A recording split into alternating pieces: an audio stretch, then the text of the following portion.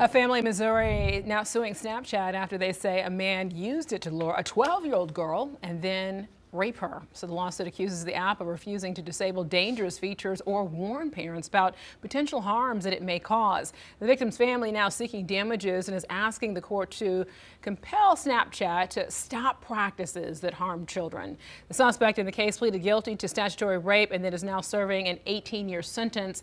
Let's talk about this now as I bring in Chief Legal Analyst Khalif Rhodes. Khalif, I mean, a lot here.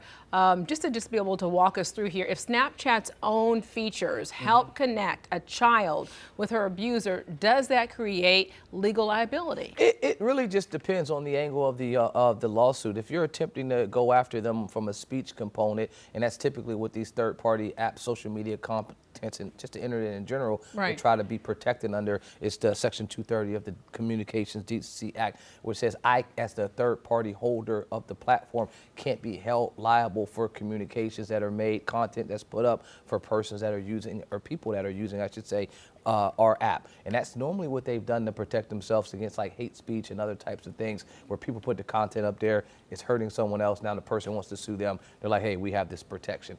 Or they can go the angle, which I think the family is attempting to go, which is a negligent product design. If you're going a negligent product design aspect, was this foreseeable? Was it unreasonably dangerous? Did you take substantial factors and put things in place to avoid this from happening? Did you know that this is something that could have occurred? When did you know it, and how fast did you attempt to stop it, or did you attempt to stop it at all? What advice do you have if somebody feels like they're in the same situation of, number one, what they should do? You think there's a case? Well, I mean, yes, I think there's a case here for sure. I mean, if you can point to that's what they're asking for, the documentation. They want to know when you knew what was happening. You want to know how you designed this product, were you attempting to target kids? Did you know that there would be a potential interaction with kids and adults? Once you figured out that interaction could occur, did you put things in place to stop it? You'll find all that out during the discovery process. During the discovery process, you'll either know if you have a strong case or a weak case. If you're someone else that's been a victim or a child and have a parent that has a child that's been a victim like this, you're walking through the steps to try to say, well, maybe my kid is similarly situated to this one, but the strength of the case would hover along a couple of lines.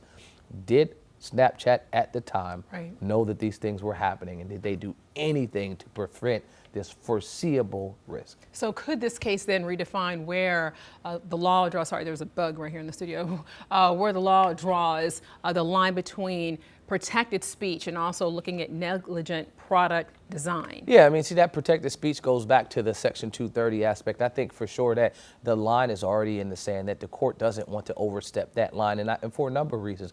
If you started attacking companies for protected speech on their platforms, they would no longer exist. You wouldn't have a Facebook or Snapchat or Instagram, because if I, as the owner of these companies, could now be held liable for a comment that's done after on my platform, I wouldn't want to host the platform. However, on the other side of it, I think you have an ability to go after them for negligent product design, and that happens all the time. It happens in cars, it happens in designs for social media, for websites.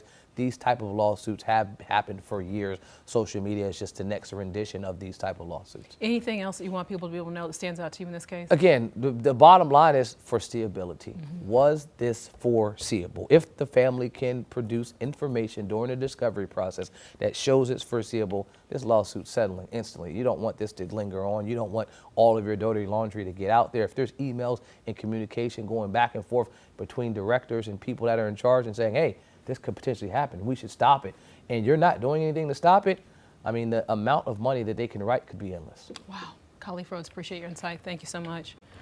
Queen City News Plus. Just search Queen City News on your smart TV's app store.